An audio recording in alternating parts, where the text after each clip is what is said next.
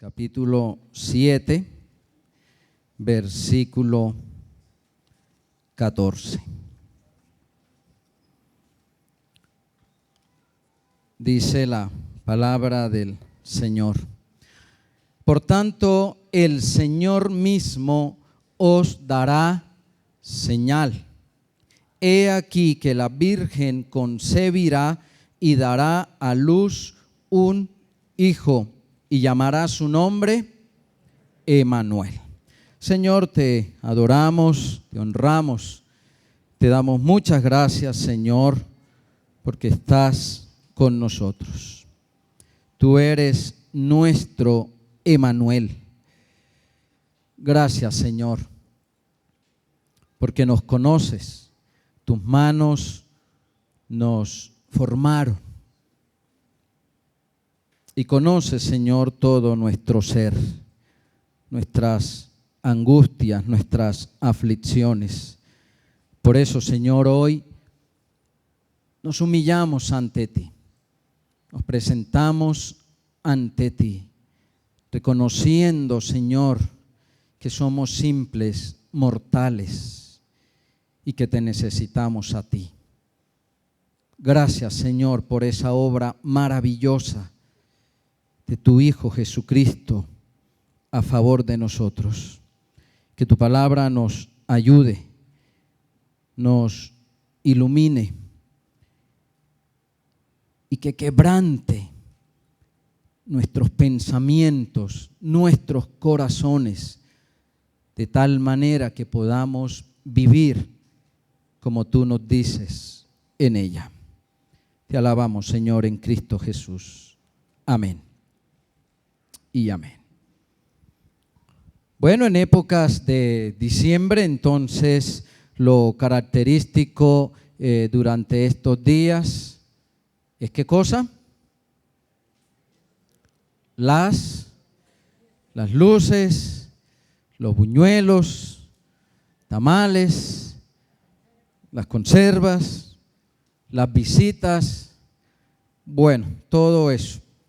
A todo eso yo le digo, pues son accesorios de la época, son accesorios de la época, pero no tiene nada que ver con los tiempos bíblicos en cuanto a la natividad o a la Navidad o al nacimiento del Señor Jesús. Como creyentes cometemos muchos errores muchas veces en cuanto a esto. Por ejemplo, cuando se canta Más allá del sol. Si durante el año no hay un fallecido, no cantamos Más allá del sol. ¿Cuándo cantamos nosotros campanas de Belén? El 24. Y entonces hemos como especializado los cantos, las canciones, versículos bíblicos, igual que hace el mundo.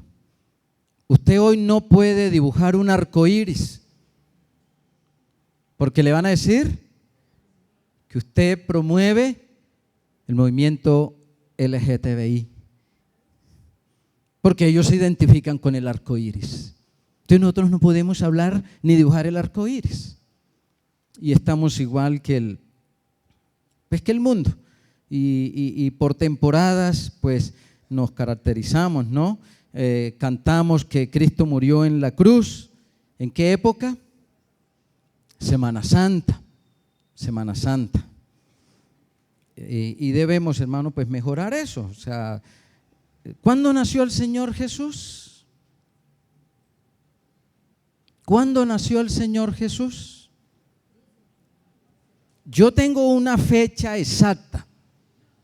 Sí, yo tengo una fecha exacta y me puse a investigar.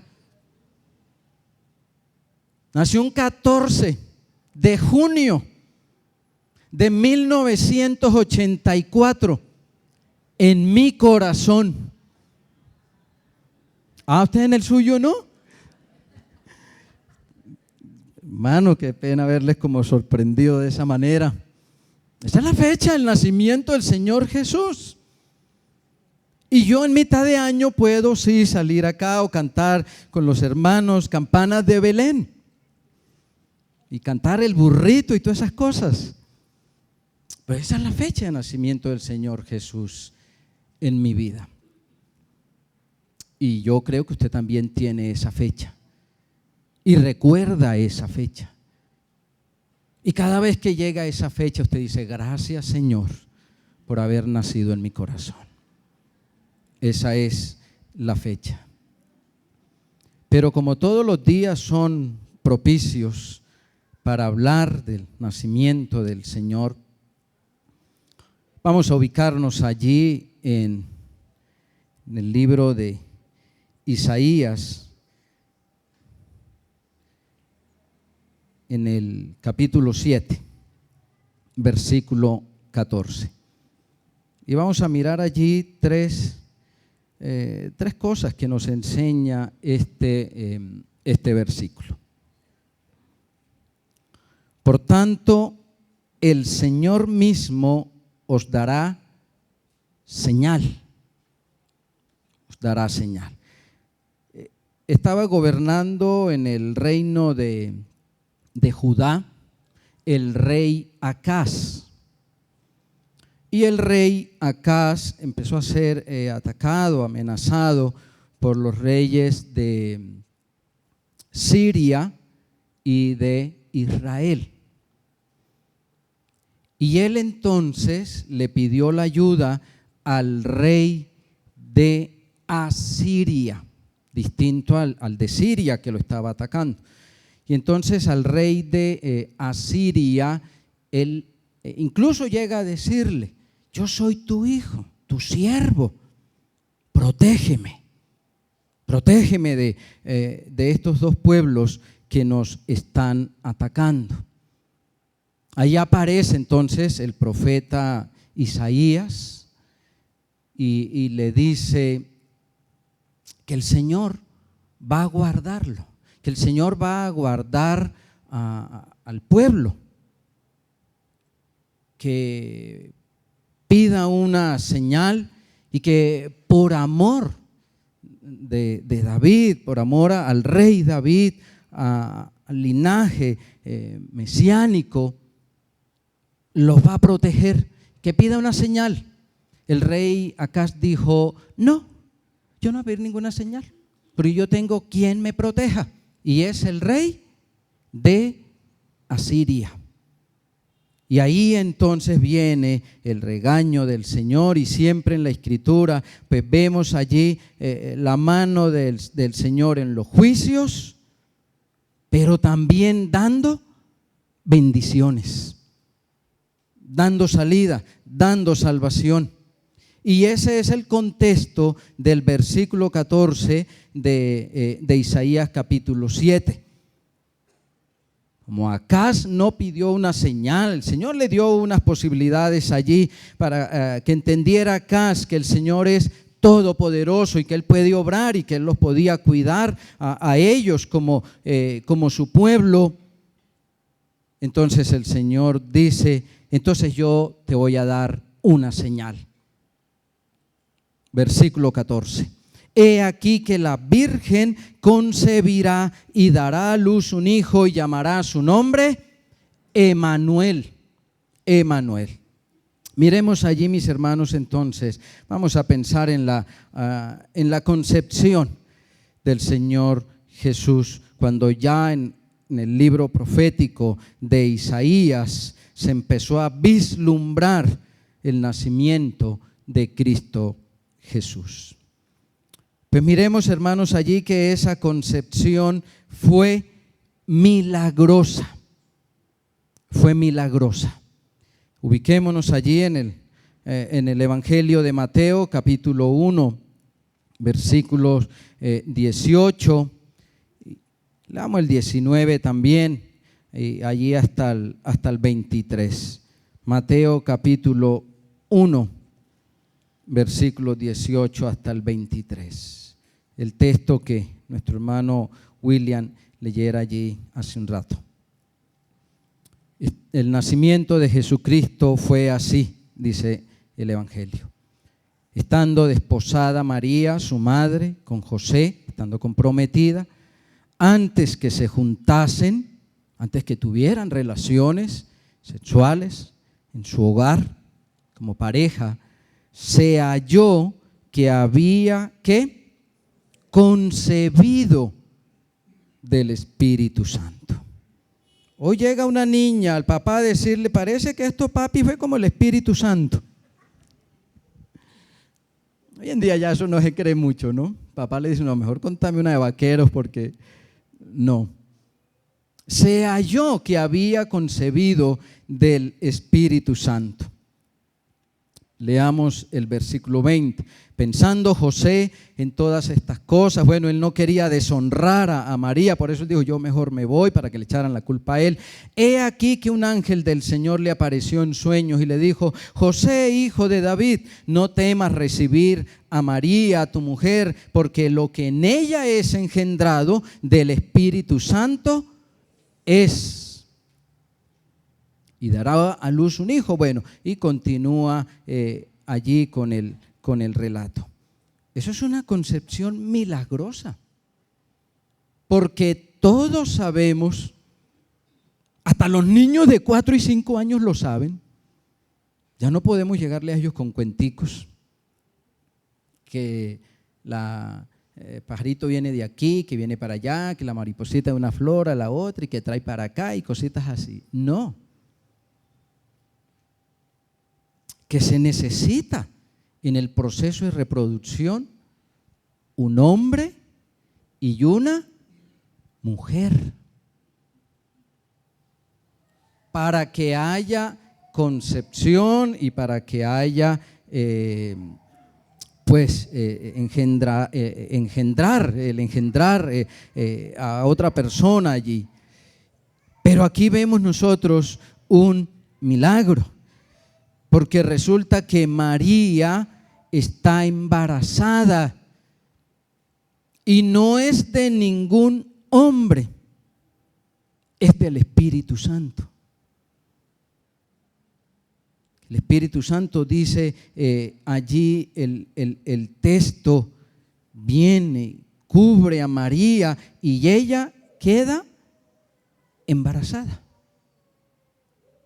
Esa es la concepción de Cristo. Es algo milagroso. Usted seguramente, y en estos días que vienen, va a escuchar de la famosa Inmaculada Concepción.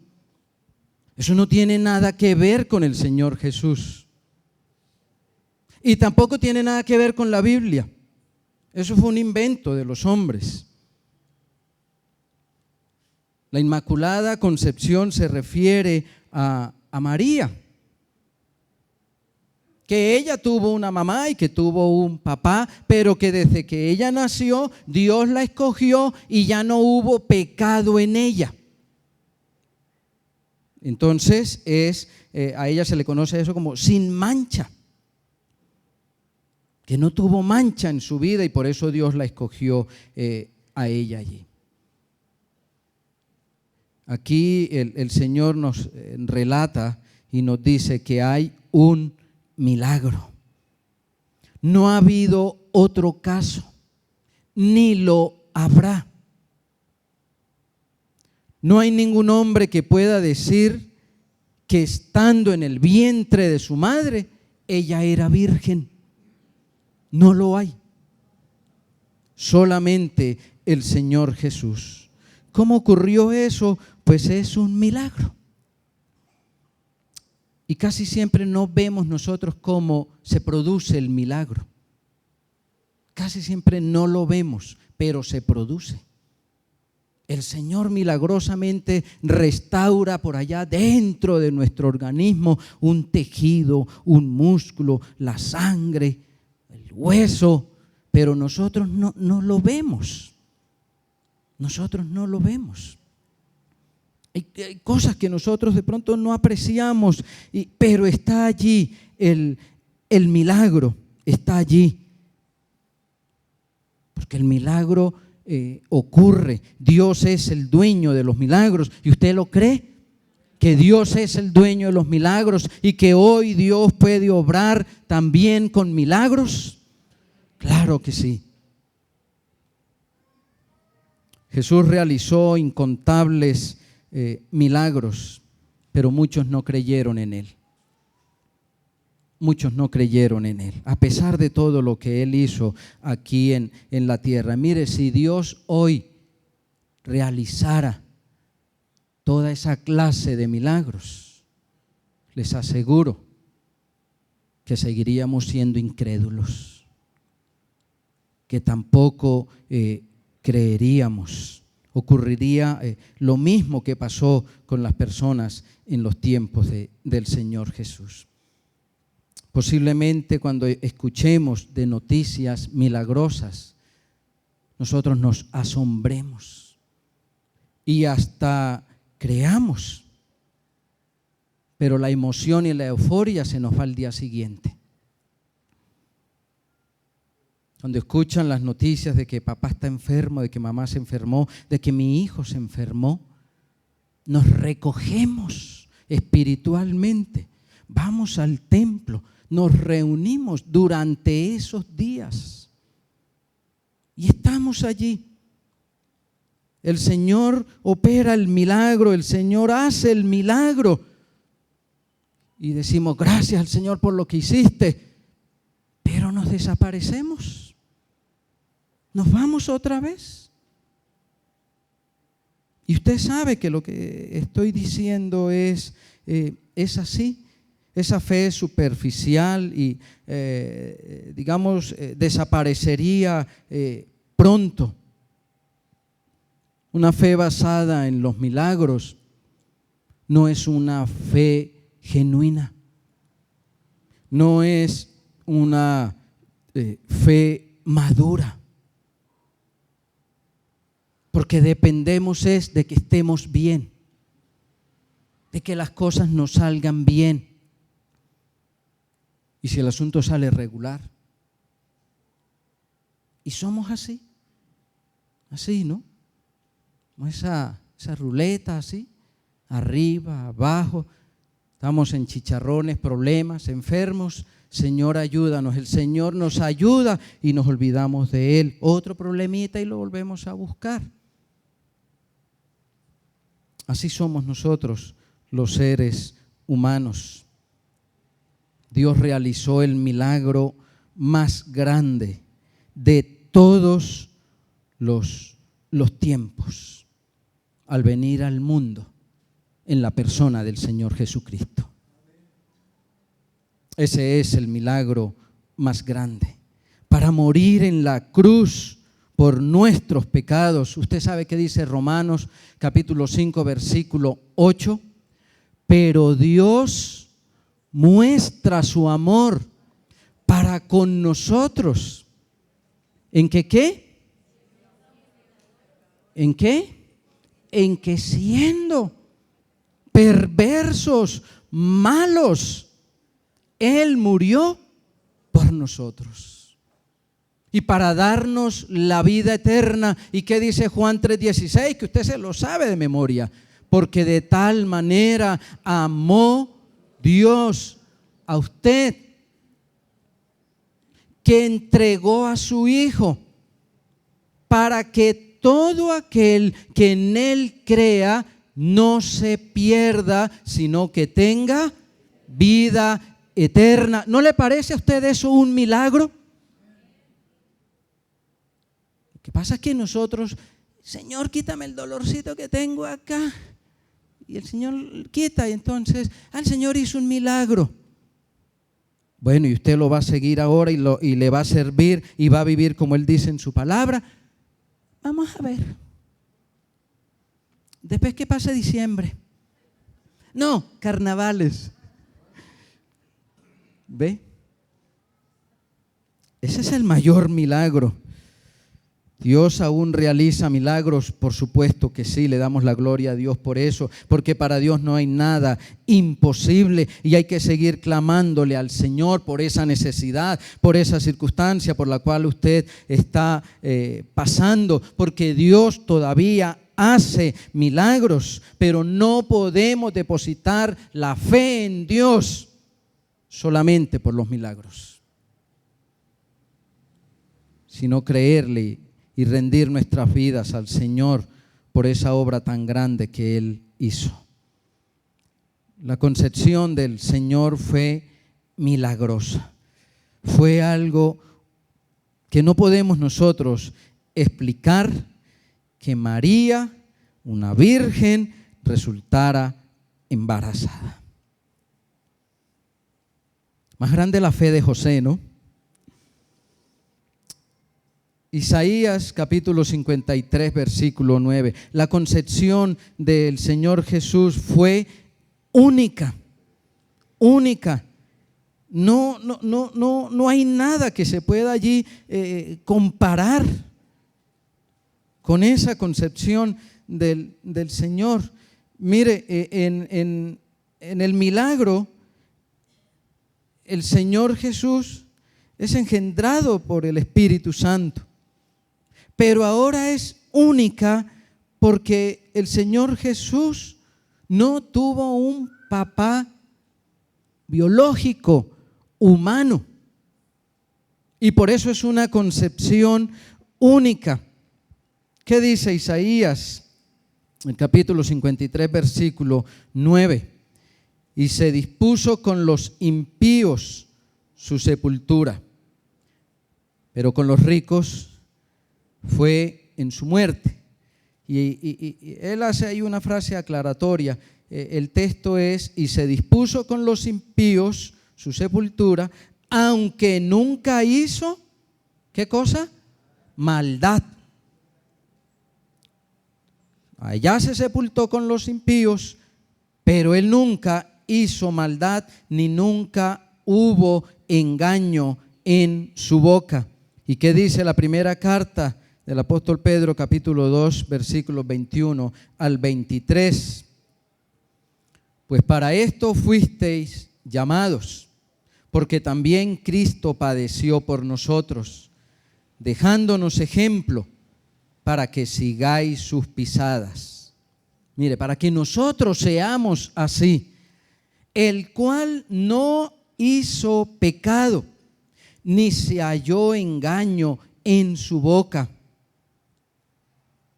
Y viene aquí, hermanos queridos, lo que nosotros debemos imitar del Señor Jesús, por supuesto, entre otras cosas, muchas más. Versículos 23, quien cuando le maldecían, no respondía con maldición. A nosotros vamos saliendo por ahí, vamos para el templo y alguien nos grita por ahí: ¡adiós, evangélico! Nos subimos ahí el carro y entonces: Señor, está en tus manos, si le puedes mandar un rayo. Quien cuando le maldecían, mire, no respondía con maldición. Y si respondió el Señor, porque Él dice aquí que Él enmudeció y que no abrió su boca, y cuando dice que no abrió su boca fue para no maldecir al otro. No respondía con maldición. Y si Él respondió, fue para decir: Padre, te pido que los perdones. Me están matando, pero te pido que los perdones. Cuando padecía, no amenazaba. Mire, nosotros amenazamos. Somos malos. Sino que encomendaba la causa al que juzga justamente. Y allá estaban las palabras proféticas en Isaías capítulo 53, versículo 9, y luego vemos que en el Nuevo Testamento se cumplen esas palabras y vemos la confirmación por parte aquí del apóstol Pedro. Nosotros somos malos porque nosotros somos engendrados por hombres. Por eso nosotros somos malos. El Señor fue concebido. La mujer concibe, el hombre engendra. La palabra engendrar quiere decir procrea, extiende la raza, es el hombre. Es el hombre. Si la niña se quedó ahí, nunca se casó, nunca tuvo hijos, pues quedó ahí, ¿verdad? No nace otro pecador en el mundo. Pero el hombre engendra. El hombre se fue por allá, dejó un pegote por allá, se fue por allá, dejó el otro, y aunque no los conozca, la mujer concibe, el hombre engendra. Por eso allí en el versículo 20 de Mateo 1 dice, José, no temas recibir a María, tu mujer, mire, es la mujer de él, porque lo que en ella es engendrado del Espíritu Santo es. El Señor Jesús fue engendrado por el Espíritu Santo. No fue engendrado por ningún hombre. Por eso su concepción es única. No hay paralelo en el mundo, en la historia de la humanidad. No lo hay. Jesucristo fue nacido de mujer y no de hombre.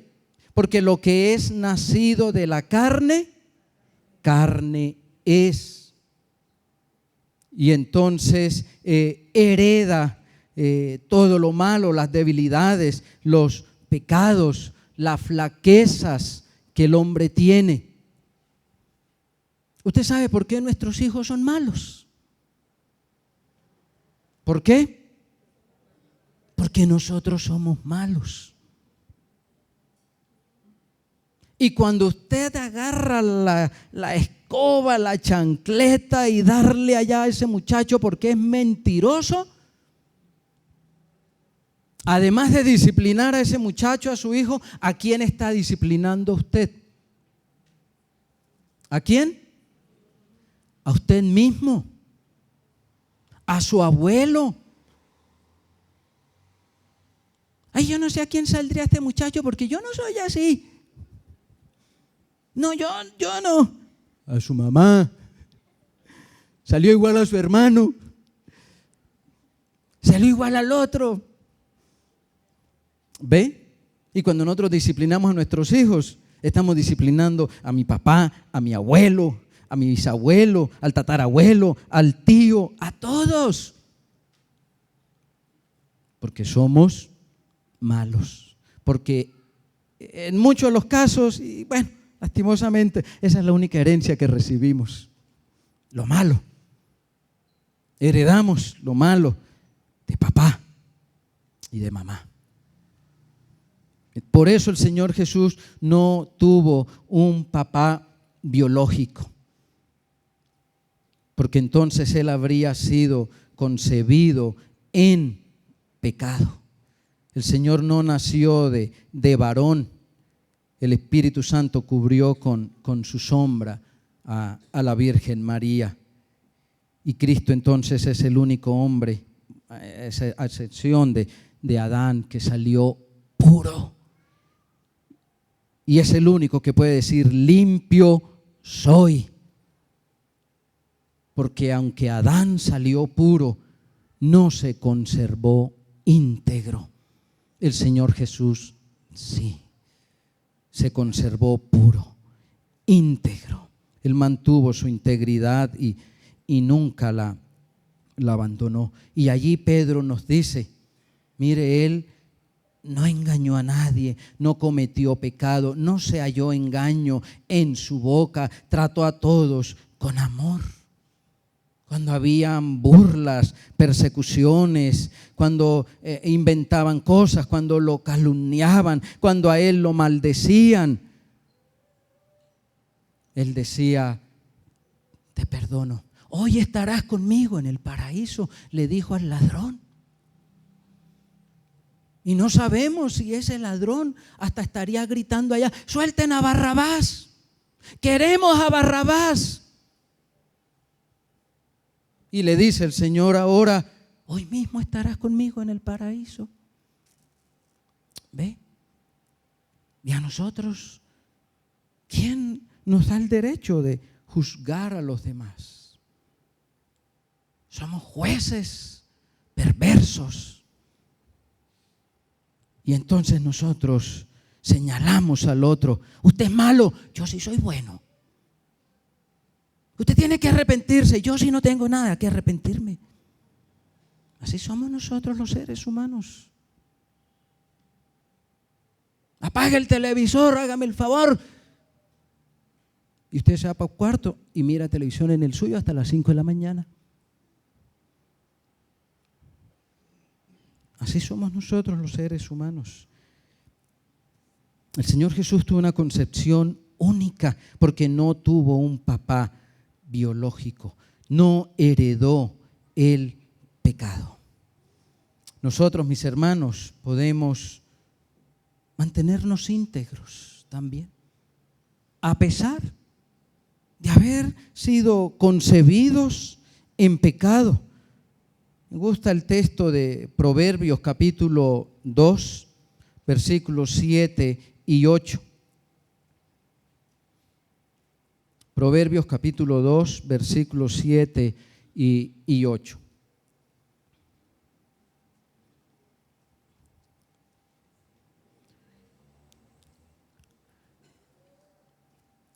Dice en el texto, mire, allá hay dos cosas. Está mencionando las características de esta clase de personas, el beneficio que reciben de parte de Dios. Y ahí menciona 4 clases de personas, que obviamente puede ser una sola.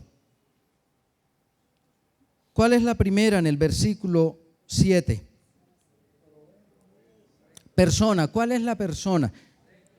Los que rectos. Mire, los íntegros. No quiere decir que el íntegro no ha pecado, no, sí peca.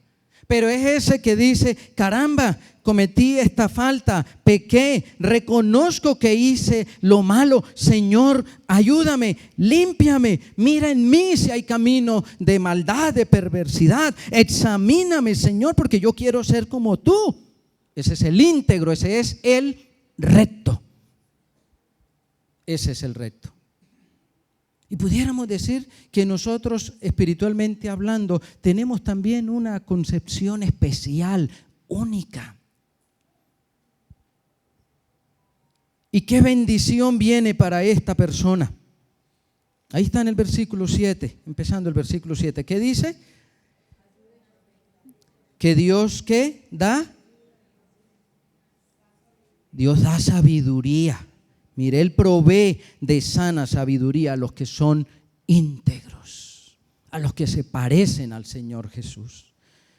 En ese mismo versículo vemos otra característica, otra persona. ¿Cuál es? ¿Cuál es esa persona? ¿Ah? En el 7, ahí dice: el que camina rectamente. O sea, el que tiene una conducta intachable. Allá el Señor, en las condiciones, requisitos para el liderazgo de la iglesia, Él dice que sea irreprensible. Que no haya nada que uno diga: mira y mira con lo que sale. En el trabajo es mujeriego. En el trabajo es ladrón, y míralo allá con corbata, y míralo allá con la Biblia debajo del brazo. Que no haya nada que decirle. Que si se equivocó, uno pueda decir, tuvo la valentía, levantó la cabeza y dijo, sí, yo me equivoqué. Y qué bendición vemos allí. ¿Qué bendición hay ahí para esa persona que camina rectamente, que tiene una conducta intachable? ¿Cuál es la bendición? El Señor es ¿qué? Escudo. Lo protege, lo guarda, lo cuida. En el versículo 8 vemos otra persona. ¿Cuál es? Guarda las veredas del juicio. ¿Quién hace juicio? ¿Quién actúa justamente? ¿El qué? El justo. Ahí vemos otra persona, el justo. Y Dios dice, Él guarda los caminos del justo. Los negocios, la vida y muchas veces la salud. Y nos cuida y el Señor protege. Y Él dice allí, mire, guarda las veredas del justo, los caminos del que camina rectamente, del que obra bien. Y encontramos una cuarta persona al finalizar el versículo 8. ¿Quiénes son? El santo, el fiel, el apartado, el que dice, no, esto a mí no me sirve, como Daniel, que propuso en su corazón no contaminarse con la porción, con la comida, con lo que estaba haciendo el mundo. Yo no me voy a contaminar con eso, y se mantuvo santo, diferente. Y el Señor entonces trae una recompensa. ¿Qué dice el texto? Guarda el camino de esa persona. Mis hermanos, en la vida cristiana, bueno, según la Biblia hay 3 clases de personas. El que no conoce al Señor, que es el natural. El que vive conforme al Espíritu Santo, que es el espiritual. Y aquel que está ahí, para allá y para acá, tibio, sí, no, se reúne con nosotros a veces por ahí en el grupo para orar, y aquí no viene, y entonces cuando hay fiesta se va para allá, y entonces yo llevo una vida cristiana social, y ahí voy. Entonces el carnal, el que está ahí.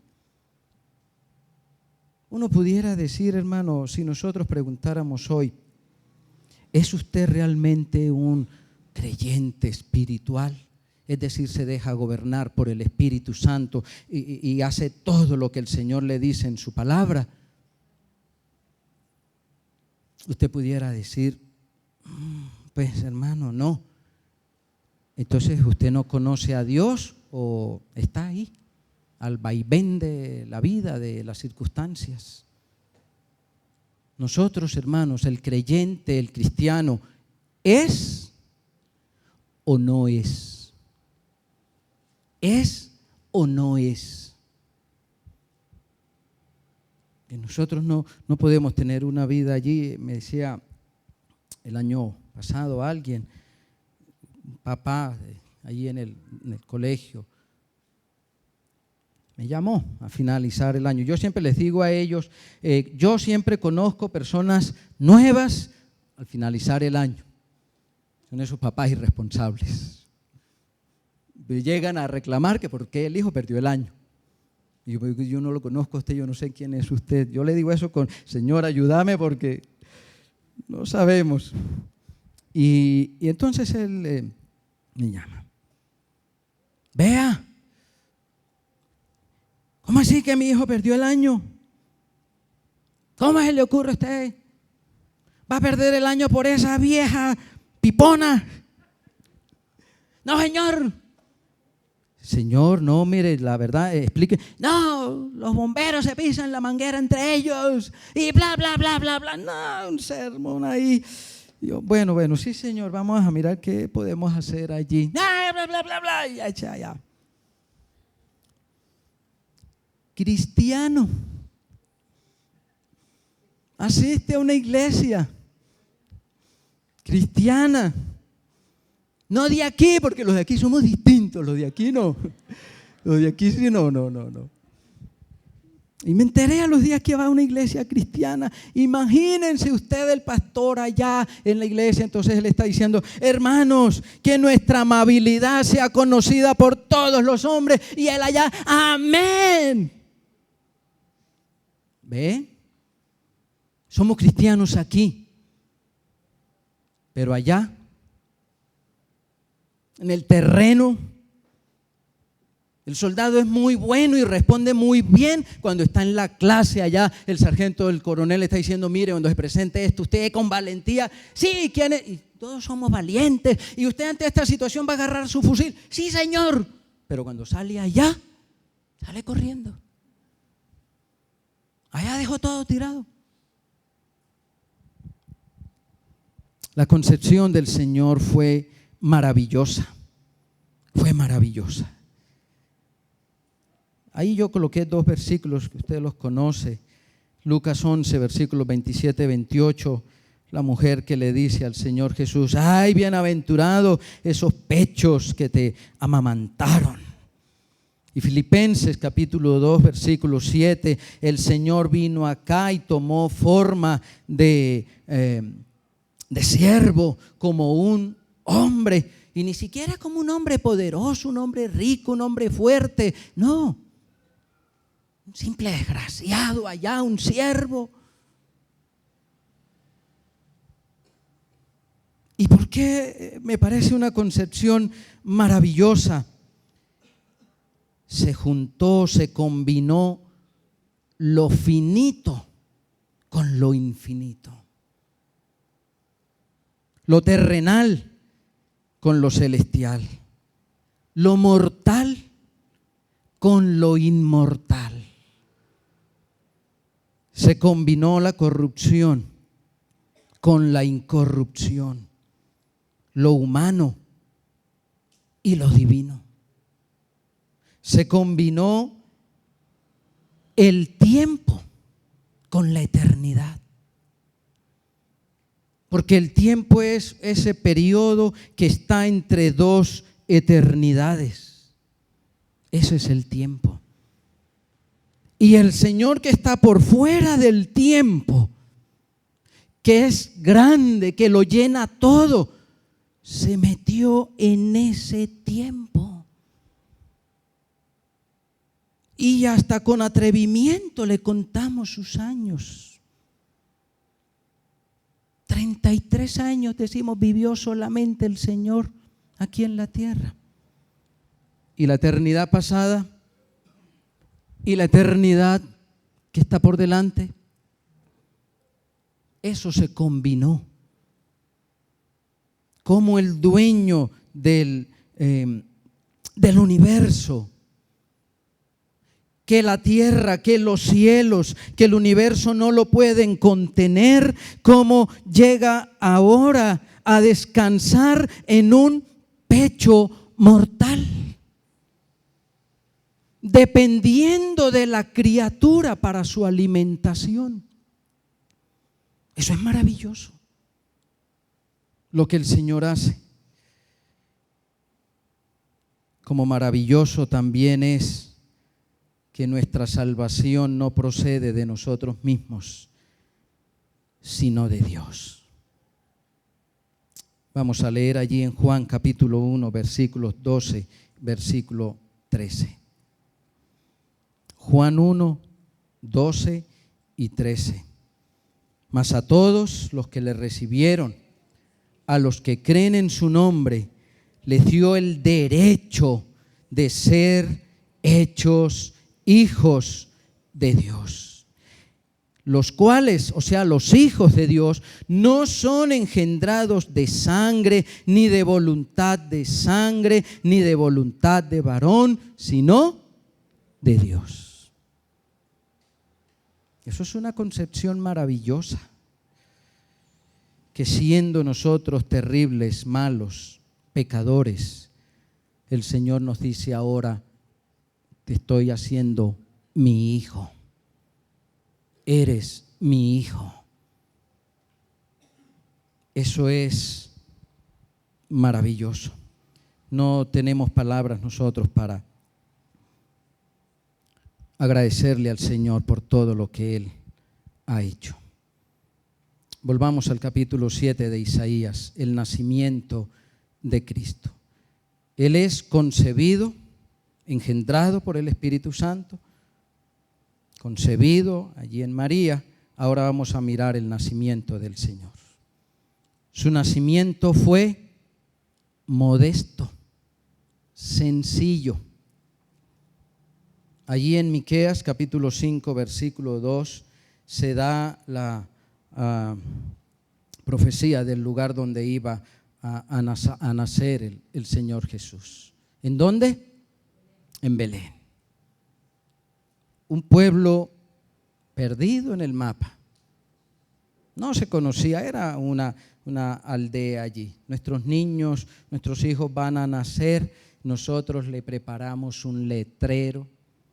No ha nacido y ya tiene ropa hasta los 4 y 5 años. Tiene potes de leche. Le compramos los juguetes con luces, los vengadores, los que hablan, los que saludan, muñecos que dicen versículos. Todo. Bienvenido, el rey de la casa. Nuestro hijo va a nacer. Y organizamos todo. Buscamos hasta el sitio. No, yo quiero que mi hijo nazca en la capital, en una clínica. Y vamos para allá. Y si hay que hacer el vuelo, pues nos vamos para allá. Pero que mi hijo nazca así. Y vamos a hacer un tratamiento porque yo quiero que mi hijo nazca con los ojos azules. No con los ojos indios que tenemos todos aquí. Y yo quiero que mi hijo sea así. No ha nacido ese muchacho y ya tiene cupo en la universidad. Todo está preparado. Esa plata, no, es un seguro que estoy pagando para cuando mi hijo ingrese al bachillerato y luego a la universidad. Y no ha nacido. Y nosotros le organizamos todo. El nacimiento del Señor fue un nacimiento triste, modesto, a las carreras, donde tocó. Porque ahí ya estaba María y dijo, aquí ya no doy más, aquí no había más. La Biblia dice, no había lugar. No había lugar allá en los hospedajes, en los hostales, en el mesón, pues tampoco ellos tenían plata. Es que ellos fueron para allá, fue obligados. Porque se fueron para ser censados. Y entonces se fueron por allá en un burro. Ese fue el nacimiento del Señor, modesto. El Señor de la gloria no nació en un palacio con mantos púrpura, como están allá en el Vaticano. No, Él no nació en cuna de oro y nosotros de todo, toldillo con estrellas. Nosotros les tenemos de todo. El Señor nació modestamente, humildemente en el sentido de la pobreza. No nació en una gran ciudad con cuartos de mármol. No, nació allá en un tierrero. Él salió de un pueblo pobre y despreciable, Belén. Y ni siquiera en Belén nació en un buen hotel, no, en un pesebre en donde iban los animales a comer. Y esto nos anima, mis hermanos. Si el Señor Jesucristo nació allá en un establo, ¿por qué no puede nacer en el establo de nuestros corazones? Si el Señor nació en una terrible pobreza, ¿por qué no puede nacer en corazones pobres de espíritu? Como lo dice el Señor Jesús. ¿Por qué no pueden ser nuestras almas ese lugar para que nazca el Señor Jesús? Belén era una aldea muy pequeña, a una distancia corta de Jerusalén. y que sea ese lugar tan humilde, tan sencillo, donde el Señor Jesús nació, nos dice de qué cosas son importantes para Dios. A Dios no le interesa dónde nace usted. A Dios no le interesa su apellido. A Dios le interesa es un corazón humillado. Al corazón contrito y humillado no lo desprecia el Señor. Eso le interesa al Señor. ¿Cuáles son nuestros intereses? ¿Qué nos interesa a nosotros como papás? ¿Qué nos interesa? ¿Cuál es el propósito que tenemos nosotros con nuestros hijos? ¿Casar a nuestras hijas, a nuestros hijos con el hijo del presidente, con el hijo del senador, del gobernador? Y cuando escuchamos esas noticias que fulano de tal se casó con fulana de tal, como que, ay caramba, y nosotros miramos a la novia o al novio, ay Dios mío. ¿Cuáles son nuestros intereses? ¿Qué es lo que nosotros perseguimos? Mire, padres humildes, sin letreros, nada. Por ahí la Biblia menciona unos pañales, unos trapos que María llevaría, porque ella dijo, allá me toca. Unos padres humildes, así debemos ser también nosotros, mis hermanos. Actuar con modestia, con sencillez. Pero ¿qué estamos pensando nosotros? No, que nuestros hijos estudien en el mejor colegio para que salgan preparados. Entonces yo a veces le pregunto a los papás, ¿preparados para qué? No, pues para que vayan a la mejor universidad y allá salgan muy bien. ¿Y salgan muy bien para qué? Y dicen, no, pues para que salgan ya a defenderse en la vida. Yo le digo, ¿para que salgan a robar a otros? ¿Sí? ¿Para que salgan vivos y metan a la cárcel a los inocentes? ¿Para qué los quiere preparar usted? Usted, hermano, ¿para qué quiere preparar a su hijo? ¿Cuál es el propósito suyo? Entonces usted dirá, que esté bien, que significa eso, estar bien. ¿Cuál es el propósito suyo? ¿Cuál era el propósito? Aquí hay unos papás humildes. Ellos todavía desconociendo muchas cosas, las personas que Dios puso aquí en la tierra para que fueran los padres del Señor de señores y del Rey de reyes. Nosotros, ¿para qué preparamos a nuestros hijos? Les organizamos todo a nuestros hijos.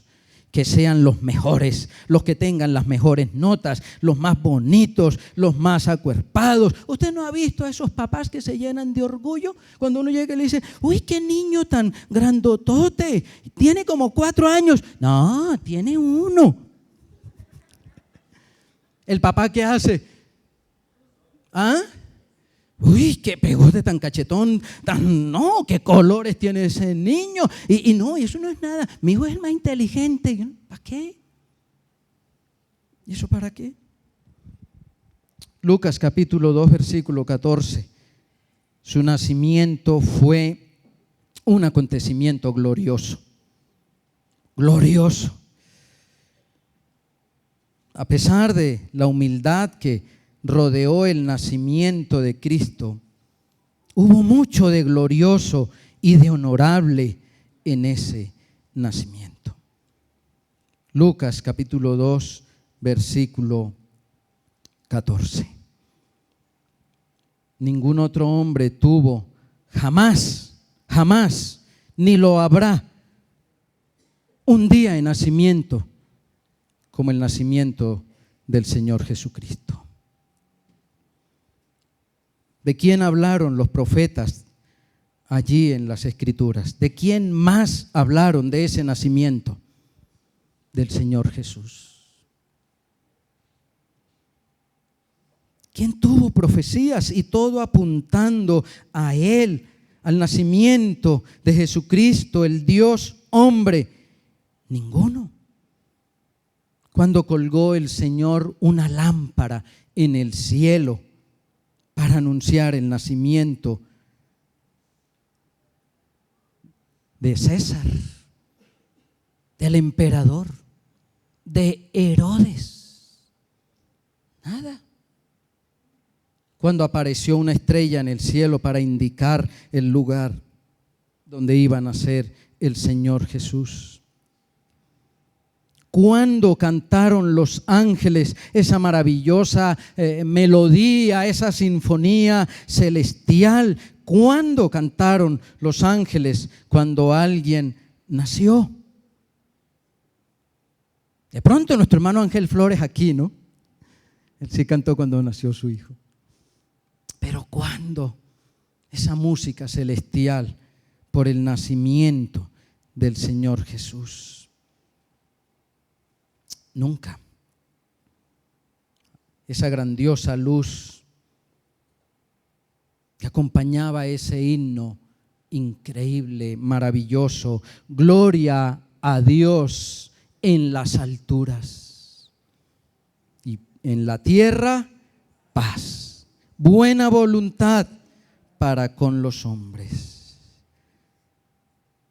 El Salmo 29, versículo 2, mire, dice, denle al Señor la gloria debida a su nombre. Adoren al Señor en la hermosura de la santidad. Salmo 29, versículo 2. El nacimiento del Señor Jesús fue un acontecimiento glorioso. ¿Cómo habríamos reaccionado nosotros al ver la gloria de Dios? Pero no piense en el nacimiento del Señor Jesús. Lo invito a que piense en su nacimiento, porque también fue un acontecimiento glorioso. Su nuevo nacimiento fue un acontecimiento glorioso. Y ese nuevo acontecimiento, ese nuevo nacimiento es un evento, es un acontecimiento para que usted le dé la gloria a Dios. Para que usted le dé la gloria al Señor. ¿Le da la gloria al Señor usted por su nuevo nacimiento? O sea que usted está diciendo que como usted es una persona diferente, entonces usted actúa de manera diferente, porque eso es darle la gloria a Dios. Allá afuera. Yo nací de nuevo. Y se escucharon unas voces por allá, bendito sea el Señor, y hay fiesta en el cielo porque un pecador se arrepiente. Y entonces usted empieza a vivir como Dios le dice que viva. Eso es darle la gloria al Señor. Y su nacimiento, el nacimiento del Señor no fue inadvertido. Hasta pudiéramos decir que hasta ni despreciable. Sí, se atemorizó la gente, mucha gente. El rey Herodes dijo, caramba, nació el rey. ¿Cómo así si yo soy el rey? Y lo buscó. Pero no pasó inadvertido el nacimiento del Señor. Allí en Lucas capítulo 2, versículos 15 al 20 nos relata la historia cuando van los pastores a buscar al rey nacido, a buscar allá al niño. Y mire qué curioso, ellos sin estrella, sin dirección y sin conocimiento llegaron al lugar.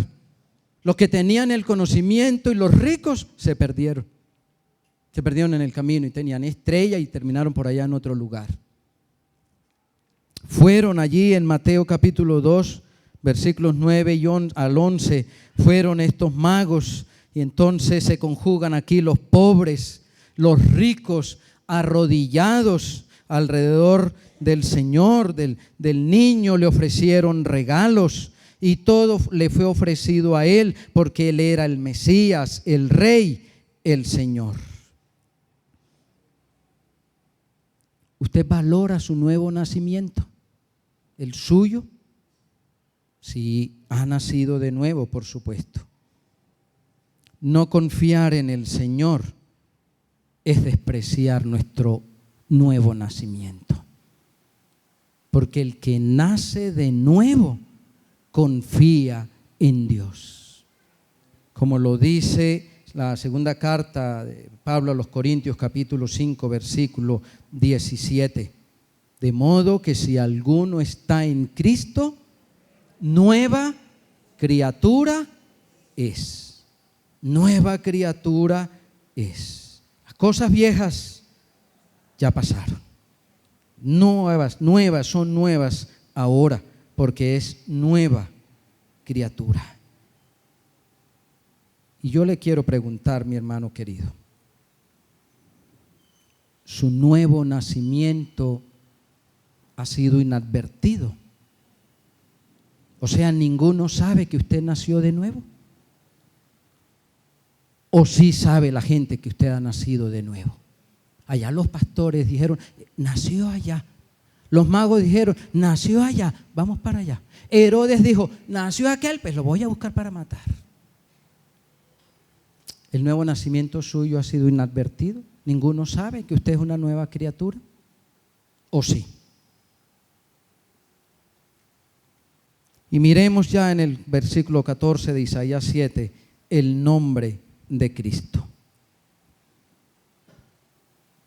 Y llamará a su nombre, ¿cómo? Emmanuel. Emmanuel. ¿Cuál es el significado de Emmanuel? Dios con nosotros. Dios con nosotros. Ahí está en el Evangelio de Mateo, capítulo 1. Esa era la costumbre en la época de colocar nombres según el significado. Según el significado. Entonces, Daniel significa Dios es mi juez. David quiere decir amado. Y así colocaban los nombres. Isaac quiere decir, ¿qué quiere decir Isaac? Risa. ¿Qué quiere decir Josué? Salvación. ¿Qué quiere decir Juan? Dios es misericordioso. Y entonces, por la orientación del ángel, María le coloca al niño Emmanuel. Emmanuel. ¿Qué quiere decir? Dios con nosotros. Dios con nosotros. Juan, el capítulo 1, versículo 14, Juan nos dice que el Verbo se hizo hombre y puso su morada entre nosotros. Puso su morada entre nosotros. Habitó entre nosotros. Ahora mire, esa palabra Emmanuel, que quiere decir Dios, o sea, su deidad, su divinidad. Jesús fue 100% hombre, humano, pero no fue un hombre como nosotros, porque Él también era 100% Dios. Dios. Y como nos lo enseña Colosenses, el capítulo 2, versículo 9. Mire qué texto tan claro. Porque en Jesucristo habita corporalmente en su cuerpo toda la plenitud de Dios. Toda la plenitud de Dios. Dios en la tierra.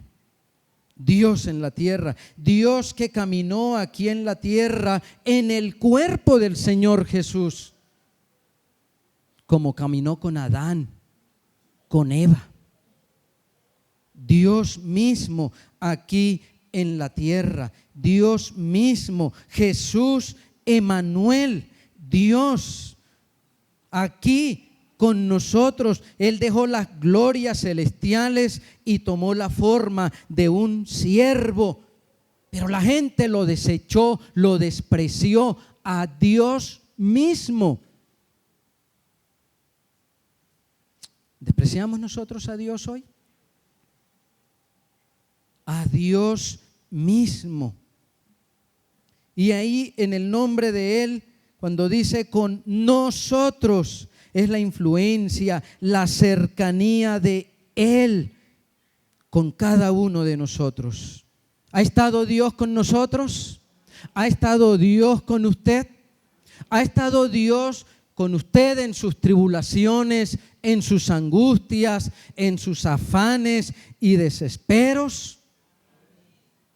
¿Ha estado Dios en esos tiempos difíciles y en esos tiempos buenos?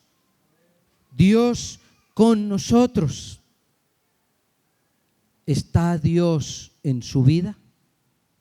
Usted puede estar hoy aquí en el templo, pero Dios está con usted. ¿Está Dios con usted? Porque si no caemos en el ritualismo religioso. Dios con nosotros. Esas palabras deben ser de consuelo para el que sufre.